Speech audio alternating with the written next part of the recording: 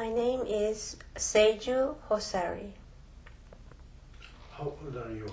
I became 36 years old this year. Tell us a little bit about your background. Okay, I'm half Japanese, half Chinese, and I lived most of my childhood and adolescent years in Japan, and until high school, and I came to America to study, and then I stayed here. Why you choose America? When I was in Japan, I know growing up, even at a young age, I knew something was missing in my life. And I lived there for 10 years with my parents and my brother and my sister. I went to school like everybody else, but I felt like I needed to look for something. I didn't know what that was. So I made the decision to leave home. And after I finished high school, I left for Europe. And I traveled for about 6 months. I hitchhiked and took the train. I was just wandering around looking for something, not knowing what it was. And during my travel, I met a lot of people.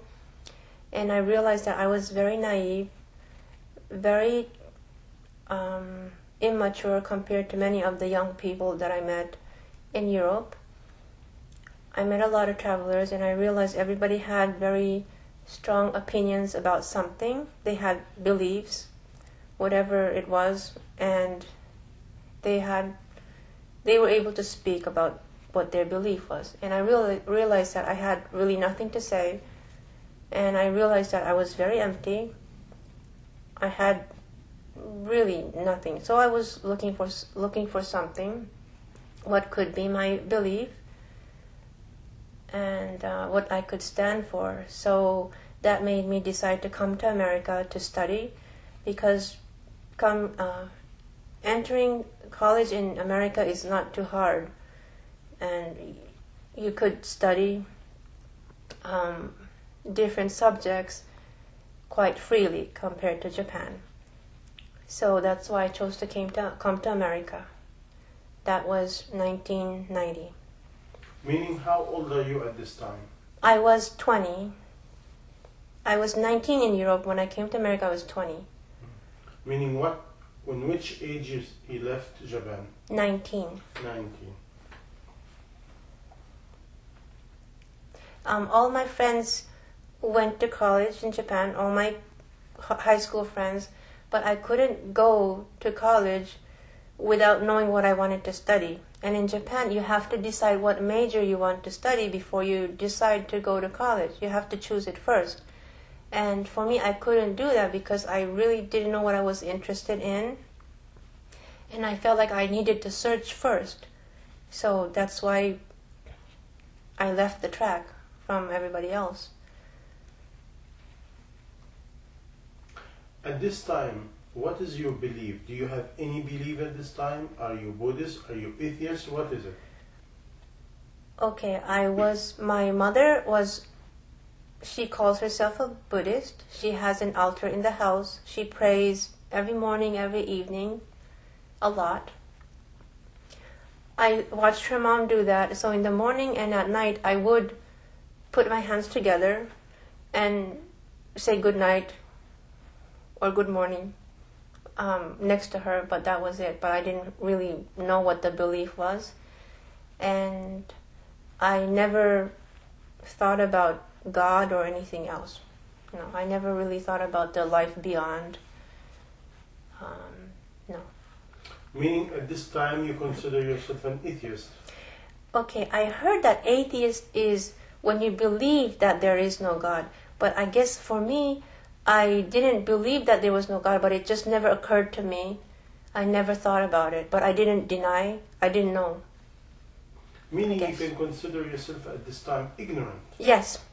Yes. Absolutely ignorant. Okay, you came to America. After you came to America, tell us a little bit about your journey in America. Okay, I went to college 4 years in Connecticut, State University of Connecticut. No, Southern Connecticut State University. And I studied different subjects. I took a liberal arts major, which means you can take different classes and get a major.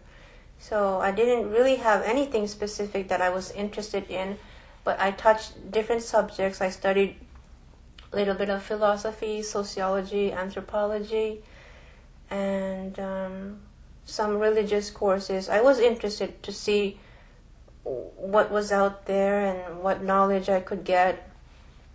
And I remember my senior year in college, I wrote a letter to my parents that I'm about to graduate.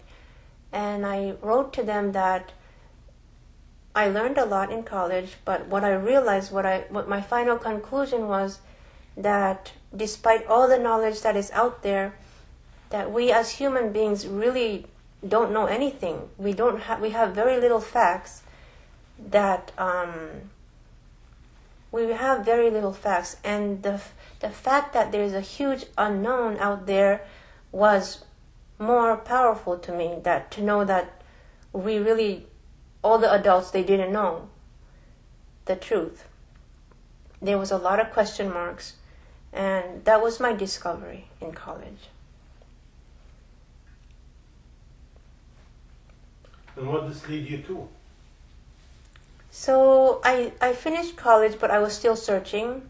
I really didn't find anything except the fact that we don't know. So I kept looking. I kept going on with my life. I moved to Miami.